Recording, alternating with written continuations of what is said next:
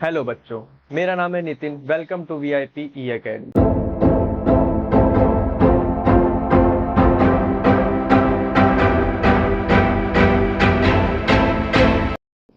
आज हम और आप मिलकर डिस्कस करने वाले हैं एक छोटा सा टॉपिक जिसका नाम है cell division. Cell division topic discuss करने से पहले आपको मैं एक बार सेल का थोड़ा सा ओवरव्यू दे देता हूं। जैसे कि अगर मैं ये ड्रॉ करूं एक सर्कल, उसके अंदर एक और सर्कल, और बोलूं कि मैं ये सेल है, तो इसको किस तरीके से डिफाइन करेंगे। जैसे कि जो सबसे आउटर मोस्ट मेम्ब्रेन होगी, इसको हम लोग बोलेंगे प्लाज्मा मेम्ब्रेन। Plasma membrane.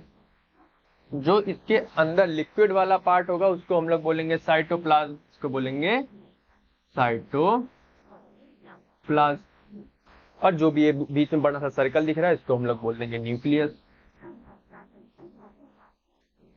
और न्यूक्लियस के अंदर अगर मैं कुछ इस तरीके से थ्रेड लाइक स्ट्रक्चर बना दूं बेसिकली, तो इसको हम लोग बोलेंगे जेनेटिक मटेरियल। क्योंकि न्यूक्लियस के अंदर ही होता है जेनेटिक मटेरियल। जेनेटिक मटेरियल, ठीक है। और बेसिकली हमें सेल डिवीजन में क्या पढ़ना है? न्यूक्लियस का डिवीजन। न्यूक्लियस में भी जेनेटिक मटेरियल का डिवीजन। और जेनेटिक मटेरियल जो कि होता है हमारा, कंडेंस होके एक फॉर्म लेता है जिसको हम लोग बोलते हैं क्रोमाटिड। वो कुछ इस तरीके का दिखता है। इसको मैंने क्या बोला? क्रोमाटिड। Chromatid form. अब कुछ बच्चे बोलेंगे कि सर हमने तो क्रोमोसोम पढ़ा है, क्रोमाटिड क्या बता रहे हो आप? अभी समझाता हूं। देखो, जो क्रोमाटिड होता है बेसिकली वो एक कॉपी है। वो क्या करता है? अपनी फोटोकॉपी करवा लेता है। फोटोकॉपी मतलब कि अभी ये कुछ ऐसा दिख रहा है, इसने अपनी एक और कॉपी बनवा ली, कुछ ऐसा करके ऐसा दिखता है। इसको हम लोग बोलेंगे क्रोमोसोम। इसने क्या करवाया? अपना बेसिकली कॉपी करवा ली।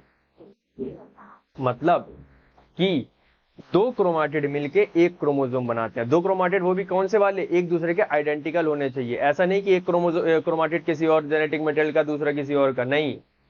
ठीक है, अपना कॉपी करेगा उसको, वो क्या बन जाएगा? क्रोमोसोम बन जाएगा। ठीक है, हो गई इतनी बात क्लियर?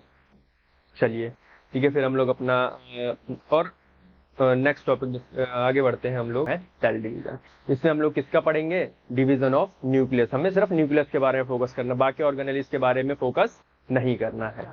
ठीक है, आगे बढ़ते हैं। देखिए, सेल डिवीजन की बेसिकली डेफिनेशन अगर मैं पढ़ूं, देखिए इधर क्या लिखा हुआ है, पढ़िए। Cell division is the process, ये एक प्रोसेस है, बाय विच, जिसके द्वारा अ पेरेंट सेल, एक parent cell divide into two और मोर डॉटर सेल। यानी कि जब भी सेल डिवीजन होगा, एक प्रोसेस है सेल डिवीजन। सेल डिवीजन क्या है? एक प्रोसेस है जिसके द्वारा एक पेरेंट सेल, यानी कि जो भी जन्म देने वाला होता है उसको बोलते हैं पेरेंट। जैसे कि आप अपने माता पिता को क्या बोलते हो? पेरेंट। वो आपके, उन्होंने ही आपको जन्म दिया है। ठीक है, उसी तरीके से एक पेरेंट सेल डिवाइड होके दो या उससे अधिक, तब तो डिवीजन हुआ। अगर मान लो पेरेंट भी एक है, डॉटर भी एक है, तो क्या फायदा हुआ डिवीजन का? मतलब इसके लिए मान लो पेरेंट एक है, डिवाइड हुआ, अब ये एक डॉटर आ गई, तो फायदा क्या हुआ? पहले भी एक था, अभी भी एक है ना? समझ रहे हो बात को, इस वाली को? ठीक है, समझ रहे हो तो बहुत अच्छी बात है। अब नेक्स्ट जो हमारा पॉइंट है कि कॉज ऑफ डिवीजन, क्या जरूरत है सेल को डिवाइड करने की? तो इसमें सबसे पहला जो कारण आता है वो है हमारा ग्रोथ। ग्रोथ ग्रोथ का मतलब क्या होता है अभी समझाते हैं। देखो, एक छोटा सा बच्चा पैदा हुआ, वो भी इतना सा है, कुछ टाइम बाद वो बड़ा होने लग जाएगा। तो वो कैसे करके बड़ा हुआ? उसमें गुब्बारा थोड़ी है कि आपने उसके अंदर हवा भर दी और बड़ा हो गया, कि बच्चा बड़ा हो गया, बच्चा बड़ा हो गया, है ना? ठीक है, तो ग्रोथ बेसिकली क्या होता है? सेल डिवाइड हो रहे हैं धीरे धीरे करके, और बच्चा धीरे धीरे हमारा बड़ा हो रहा है। हमारा नहीं, मतलब किसी का भी बच्चा जिसका है वो बोल रहा हूं, कोई बात नहीं। ठीक है, तो ग्रोथ में क्या हुआ? बेसिकली एक छोटा सा बच्चा बड़ा हो रहा है, किसके द्वारा? सेल डिवीजन के द्वारा। सेल डिवाइड हो रहे हैं क्योंकि उसके। दूसरा पॉइंट है हमारा रिप्लेसमेंट। रिप्लेसमेंट, अच्छा, रिप्लेसमेंट का मतलब क्या होता है?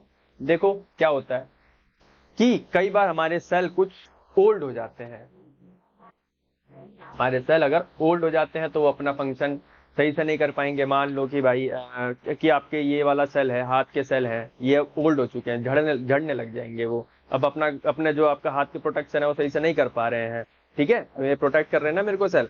अब ये काम नहीं कर पाएंगे तो क्या होगा, मेरे को कोई मारेगा तो लग जाएगी। तो बॉडी क्या करती है, सेल डिवाइड कर देती है, उसको रिप्लेस कर देती है। सेल डिवाइड हुआ, वो हट गया, उसकी जगह कोई और सेल आ गया, ठीक है। या फिर डेड हो जाए, डेड हो जाए और इंजर्ड भी कह सकते हैं। डेड और इंजर्ड मतलब देखो, बेसिकली डेड होने का देखो, डेड होगा दो मतलब अपनी लाइफ स्पैन पूरा करके मर गया तो उसको बोलेंगे डेड। जैसे कि अगर आप जानते हो कि हमारे आरबीसी रेड ब्लड सेल होते हैं, उनका लाइफ स्पैन होता है 120 दिन का, 120 डेज। 120 डेज के बाद वो क्या जाते हैं, वो मर जाते हैं। फिर क्या, अब हमारे अगर 120 दिन का आरबीसी होते हैं, 120 दिन वाली साइकिल वाले, तो अगर सेल डिवाइड ना होता तो क्या होता, सेल खत्म हो जाते हैं हमारे आरबीसी, फिर हमारा खून ट्रांसप्लांट कौन करता, ट्रांसप्लांट सॉरी, ट्रांसपोर्ट कहना चाहता हूं मैं, ट्रांसपोर्ट कौन करता, ठीक है, ऑक्सीजन ट्रांसपोर्ट कौन करता है ना। इसका मतलब क्या हो रहा है, इसका मतलब क्या हो रहा है, जब सेल डेड हो जा रहे हैं तो हमारे नए सेल फॉर्म हो रहे हैं, किसके द्वारा, सेल डिवीजन के द्वारा। और दूसरा पॉइंट देखते हैं, इंजरी। इंजरी में क्या होता है, जैसे कि कोई चोट लग गई आपको, वहां के सेल तो मर गए भाई, मर गए तो क्या, मर गए तो सर मर गए, कोई बात नहीं, कोई बात नहीं, नहीं तो सेल डिवीजन से वो नए सेल आ जाएंगे, ठीक है। अगर आपके इंजरी से आपके सेल डैमेज हो गए तो फिर वहां से वहां पर सेल डिवीजन होगा और वहां पर क्या आ जाएंगे, नए सेल आ जाएंगे, ठीक है सर। ये तीनों पॉइंट समझ में आ गए, ओल्ड, डेड और इंजर्ड में क्या क्या होएगा और कब कब सेल डिवीजन होंगे, ठीक है। लास्ट जो कि हमारा पॉइंट है वो है gamete formation. Gamete formation, last जो भी पॉइंट आता है वो है हमारा गैमीट फॉर्मेशन। इसको अभी हम थोड़ा सा आगे चल के डिस्कस करेंगे। सबसे पहले हम लोग देख रहे हैं टाइप ऑफ डिवीजन, कितने टाइप के डिवीजन होते हैं। बेसिकली दो टाइप के डिवीजन होते हैं, पहला होता है माइटोसिस, दूसरा होता है मियोसिस, ठीक है। अच्छा, अभी अभी के लिए एक बात याद रख लो कि इन दोनों में होगा माइटोसिस, और जो गैमीट फॉर्मेशन के लिए मैंने इसको अलग कलर से भी लिख रखा है, गैमीट फॉर्मेशन के लिए जो सेल डिवीजन होगी उसको बोलेंगे मियोसिस, है ना।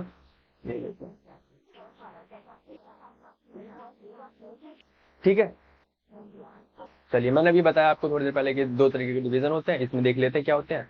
माइटोसिस और मियोसिस में मैंने आपको स्टार्टिंग में बोला था कि हमें बेसिकली किसके बारे में पढ़ना है, न्यूक्लियस के डिवीजन के बारे में पढ़ना है, ठीक है। अगर मैं इधर एक न्यूक्लियस बना देता हूं और उसके अंदर बना देता हूं क्रोमोसोम, क्रोमाटिड बनाते हैं पहले, जिससे कि आपका वाला कॉन्सेप्ट फिर से रिवाइज हो जाए। क्रोमाटिड क्या करेगा, फिर डिवाइड के टाइम पे अपनी एक कॉपी बना लेगा और फिर क्या बन जाएगा, क्रोमोसोम। क्या बन जाएगा बच्चों, क्रोमोसोम, ठीक है, ठीक है। अगर मैं एक को एन मानूं, दूसरे को भी एन मानूं, तो टोटल इसके पास कितने क्रोमोसोम हो गए सर, 2n, शाबाश, ठीक है। अच्छा, ठीक, ठीक है। अब क्या होएगा कि सेल को, इन क्रोमोसोम को दो सेल में बांटना है। इसके पास 2n नंबर ऑफ क्रोमोसोम है, दो सेल में इसको बांटना है, तो क्या करेगा, क्या वो एक एक दे देगा, नहीं, ऐसा नहीं होगा। क्यों नहीं होएगा, क्योंकि अगर मैं अभी आपको थोड़ा सा इसका ओवरव्यू दे दूं, तो जैसे कि ये एक सेल है, ये एक क्रोमोसोम है, क्या है, एक क्रोमोसोम है। यहाँ पर हमारी ऑर्गेनेली होती है, दो छोटी छोटी, इसका नाम आप लोग कमेंट में बताएंगे क्या होना चाहिए।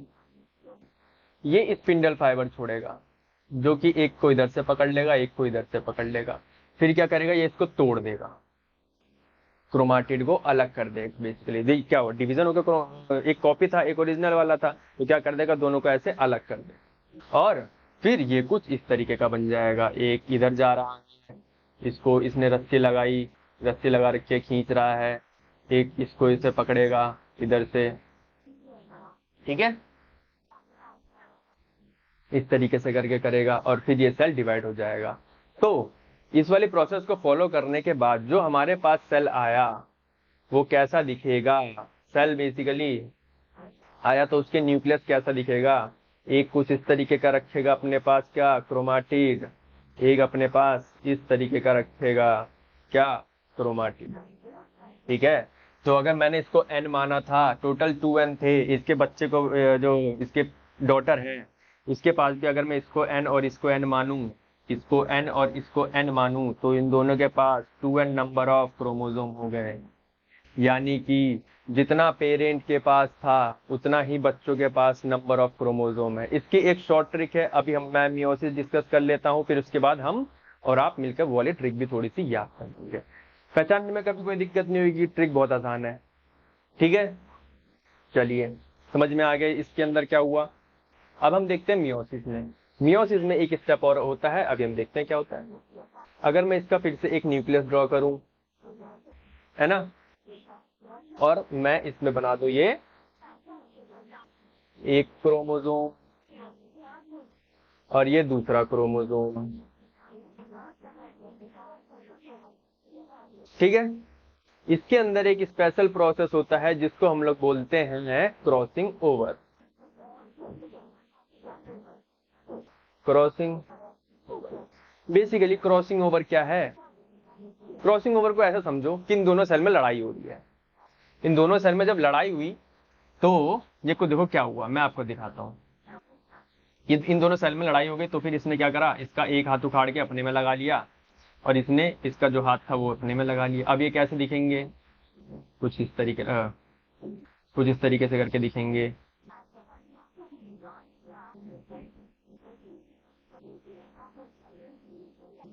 इसने क्या किया, इसका एक हाथ उखाड़ के इसने लगा लिया, अपना हाथ लगाएगा तो क्या अपना हाथ फेंक देगा, तो इसने क्या किया, उसने उसका उठा के हाथ लगा लिया।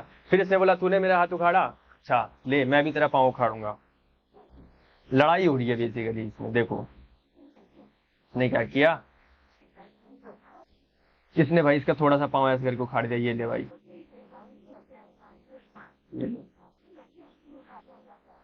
तो बेसिकली क्या हो रहा है, लड़ाई हो रही है। क्रॉसिंग ओवर को एक लड़ाई के तरीके से समझो, जिसमें लोग क्या करते हैं, एक दूसरे के हाथ पांव उखाड़ उखाड़ के अपने अंदर जोड़ लेते हैं।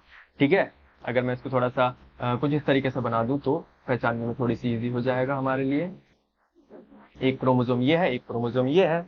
इसने वो हाथ उखाड़ के इसका इधर लगा लिया अपने, और इसने थोड़ा सा पाँव लगा लिया, फिर उस तरीके से करके। ठीक है, अच्छा अब भाई सेल को डिवाइड करना है, फिर से ये वाला सेंट्रियोल्स अपना खींचेंगे, लेकिन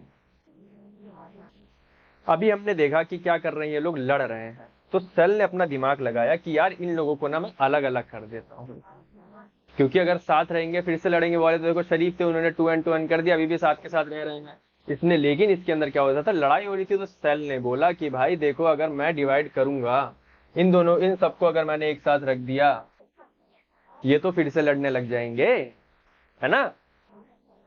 ठीक है, तो इन्होंने क्या किया कि ये सेल बनाया, ये 1 2 3 4, क्योंकि बेसिकली इसके पास क्रोमोसोम तो 2 है पर क्रोमाटिड कितने हैं, 4 है। तो इसने 4 अलग अलग सेल बनाए इसके लिए। अच्छा, अब क्या करा कि इसका ये जो क्रोमाटिड है अगर मैं बनाऊं तो फिर ये एक इस तरीके से करके, और ये वाला उसको मैंने इस तरीके से कर दिया। ये वाला जो क्रोमाटिड था वो इसमें डाल दिया इस सेल ने, और ये वाला जब डिवाइड करेगा तो कुछ इस तरीके से करके लगेगा।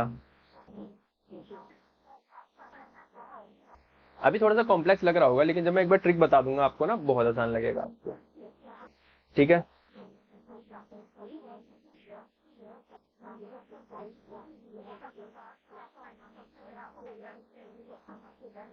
ये वाला, और कौन सा बचा हमारा, ये वाला, कुछ ऐसा और एक ऐसा है। ठीक है, हमने इसको अगर मैं इसको n मानूं, इसको भी n मानूं, तो इसके पास कितने नंबर ऑफ क्रोमोसोम हो जाएंगे सर, 2n। बहुत बढ़िया। इसके पास भी अगर मैं n मानूं, इन सबको भी n मान लूं, n, तो इन सबके पास कितने नंबर ऑफ क्रोमोसोम हो गए सर, सबके पास हो गए n नंबर ऑफ क्रोमोसोम। तो बेसिकली इस वाले में क्या हुआ था, माइटोसिस में क्या हुआ था, पेरेंट के पास भी 2n था और डॉटर के पास भी कितने आए, 2n। मियोसिस में क्या हुआ कि पेरेंट के पास भी 2n था और डॉटर के पास कितने आ गए, n। मैं एक बार इसको थोड़ा छोटा कर देता हूं जिससे कि आपको इसका ओवरव्यू मिल जाए पूरा का पूरा। देखो माइटोसिस में क्या हो रहा है। अच्छा, इस वाली ऑर्गेनेली का नाम कमेंट में जरूर बताना, ठीक है। जिसका कमेंट सही होगा हम उसको पिन कर देंगे, ठीक है। अच्छा हाँ, तो अब मैं बात कर रहा था ट्रिक के बारे में। अच्छा, ये वाला प्रोसेस आपको समझ में आ गया। माइटोसिस में क्या हो रहा है कि सेल डिवीजन हो रहा है, जिसमें नंबर ऑफ पेरेंट में जितने नंबर ऑफ क्रोमोसोम है उतने ही किसके पास आ जा रहे हैं, डॉटर के पास। और मियोसिस में जितने नंबर ऑफ क्रोमोसोम है उसके हाफ हो जा रहे हैं। मैंने आपको स्टार्टिंग में बताया था, स्टार्टिंग में थोड़ा सा बीच में बताया था, अभी हमने पिछले डिस्कस किया था कि ये होगा गैमीट फॉर्मेशन के टाइम पे। एक सेकेंड, गैमीट फॉर्मेशन के टाइम पे, गैमीट फॉर्मेशन के टाइम पे, ठीक है। गैमीट फॉर्मेशन में जो ये वाला प्रोसेस था ना, लड़ाई वाला, जिसको मैं कह रहा था लड़ाई, जिसको मैं क्या बोलते हैं, क्रॉसिंग ओवर बोलते हैं, ये बहुत ज्यादा इंपॉर्टेंट है। इसकी इंपॉर्टेंस क्या है, देखो क्या होता है कि जब जो हमारा क्रोमोसोम होता है उसके पास हमारी सारी की सारी इंफॉर्मेशन होती है और इससे मॉडिफिकेशन हो गई, जैसे कि आपकी शक्ल आपके माता पिता से एग्जैक्ट तो नहीं मिलती होगी, है ना, थोड़ी बहुत मिलती होगी। क्या कह रहा हूं मैं कि आप या किसी के भी माता पिता से अपने 100% नहीं मिलते, बहुत रेयर केस होता है ऐसा, पर लेकिन हम लोग जनरल केस में बात करें, जनरली अपने माता पिता से किसी भी बच्चे की शक्ल एग्जैक्ट 100% नहीं मिलती। उसका कारण ये क्रॉसिंग ओवर है, ठीक है। इसमें क्या बेसिकली इससे क्या हुआ कि इवोल्यूशन में मदद मिली। क्या हुआ, इवोल्यूशन में मदद मिली, ठीक है। समझ में आई बात। इवोल्यूशन के लिए बेसिकली बहुत ज्यादा जरूरी है क्रोमोसोम, जैसे कि मॉडिफाइड होके एक नया क्रोमोसोम बन गया। ये वाले जो क्रोमोसोम बने अपने पेरेंट से बिल्कुल ही डिफरेंट है, इनके पास कुछ नहीं हुई। मान लो कि भाई इसको ऐसे समझो कि इसके पास बॉडी अच्छी थी, इसके पास कैसी थी, बॉडी अच्छी थी, इसके पास था दिमाग अच्छा, इसके पास था ब्रेन, लिख देते हैं। ये पढ़ने में तेज था, ये खेलने कूदने में तेज था। अब जो भाई इनसे जो मिलके बनेगा, इसने क्या किया, अब इसकी तो मतलब इसकी बॉडी भी तेज होगी और इसका ब्रेन भी तेज होएगा। तो मतलब इसका बॉडी और ब्रेन दोनों के दोनों, इसका ब्रेन और बॉडी, ठीक है। कुछ इस तरीके से समझो कि मॉडिफिकेशन से हुआ क्या, हमारे दोनों को मिला के एक नया क्रोमोसोम मिला, जिसके पास समझ लो दोनों की थोड़ी थोड़े कैरेक्टर्स है। तो मैं ट्रिक के बारे में बात कर रहा था और वो छोटी सी ट्रिक का टाइम अब आ गया है। सर इतना ज्यादा टाइम लगा दिए, कोई बात नहीं, ठीक है। देखो ऐसे दो, देखो बोलो, माइटोसिस और मियोसिस कितने प्रोसेस है, एक है माइटोसिस, दूसरा कौन सा है, मियोसिस। माइटोसिस मियोसिस, माइटोसिस और मियोसिस, माइटोसिस और मियोसिस। देखो मियोसिस का मतलब मियोसिस में क्या आ रहा है, मी यानी कि मैं, इसको अगर मैं हिंदी में लिखूं तो क्या बोलेंगे, मैं। और माइटोसिस, माई मतलब इंग्लिश वाला माई, MY, माई, इसका मतलब क्या होता है, मेरा, इसका मतलब होता है मेरा। जैसे कि दिस इज माई पेन, ये मेरा पेन है, मैंने माई को रिप्लेस करके करा मेरा। और मी को जैसे बोलेंगे कि मी इज द किंग, कोई बात नहीं, सर की इंग्लिश इतनी अच्छी नहीं है, मतलब कि मैं राजा हूं, ठीक है, ठीक है बच्चों।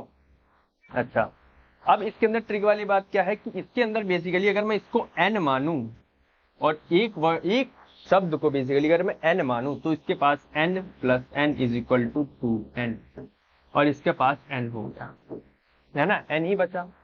पेरेंट में अगर हम मान ले 2n, तो क्या हुआ, देखो पेरेंट के पास 2n है, बच्चों के पास भी क्या हो गया, 2n। पेरेंट के पास 2n है, बच्चों के पास क्या हो गया, n। समझ में आ गई बात। तो ये थी छोटी सी ट्रिक। आई होप कि आपको समझ में आया ये वाला लेक्चर। मिलते हैं नेक्स्ट वीडियो में।